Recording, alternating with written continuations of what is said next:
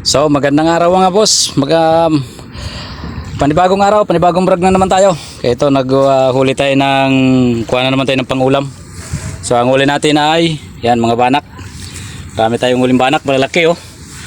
Yan oh. Malaking banak huli natin. Tayo lang mag-isa, solo flight na naman tayo kasi yung mga kabady natin may mga trabaho. Yan. Tsaka meron dito may malaki rito, yung barakuda. Oh, nakahuli tayo ng isang barakuda, laki oh. Oh. So ayan mga kabayan, laking barakuda. Oh. Tsambahan natin. Nakuha lang tayo ng pangulam. Oh, nakatsamba tayo. Solo flight kasi tayo, mahaba kasi ang gamit natin lambat.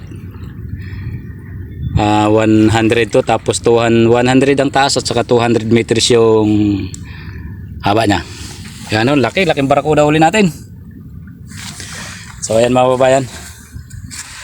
Tapos ang lalaki ng banak oh. Ayan, unang area natin yan. Ayan oh. Kuha lang tayo ng pangulam. Tapos may talakitok pa. Ayan oh. Tsamba. Itong pinaka masarap dito yung yung barakuda. Ayan, dito lang tayo sa gilid oh. Kasi wala naman tayong kabady. Dito napakaraming isda kasi rito. So ayan. Wala lang tayo ng pangulam. Yan, unang area natin. Papatayin natin kasi may natin wala kasi akong kabady. Solo fly tayo. Oh, lalaki ng banak, masarap yung paksiw. Tapos may halo pang talakitok oh. Oh, tumutunog-tunog pa. Patayin natin ha. Yan ang huli natin sa unang area. Thank you Lord sa biyaya.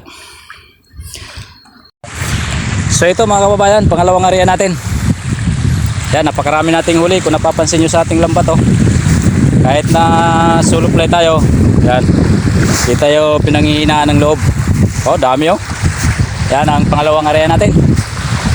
Oh, daming ihimayin natin mga kababayan.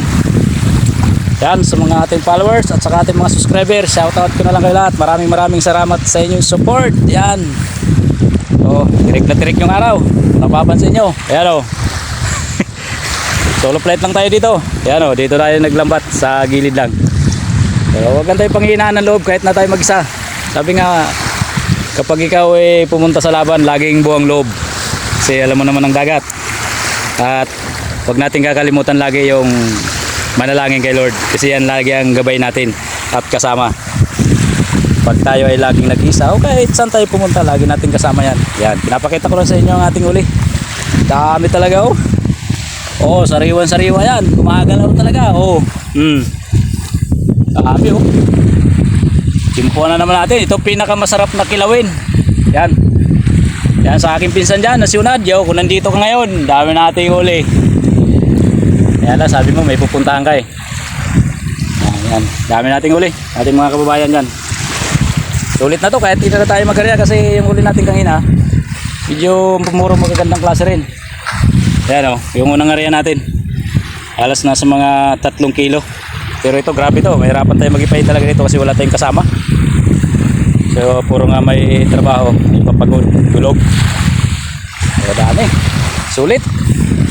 So napapansin nyo, mula baba. Oh, ang haba ng lambat ko na yan. Oh, tingnan nyo, sundan natin ang camera. Pwede nga ito, hindi ito yung 200 mo talaga ginamit ko, ano lang to, 150. So yan, dito lang tayo. Oh, sulon-sulo tayo dyan, wala kayong makikitang tao dyan. Kaya manalangin lang tayo kay Lord, yan ang laging gabay natin. So ayan mga kababayan, imay muna tayo. Lahat tayong katulong mag-imay. So baka gustong may dyan, may gustong tumulong mag-imay, o tayo may tayo, libre na kayo ulam. So ayan mga kababayan, imay muna natin.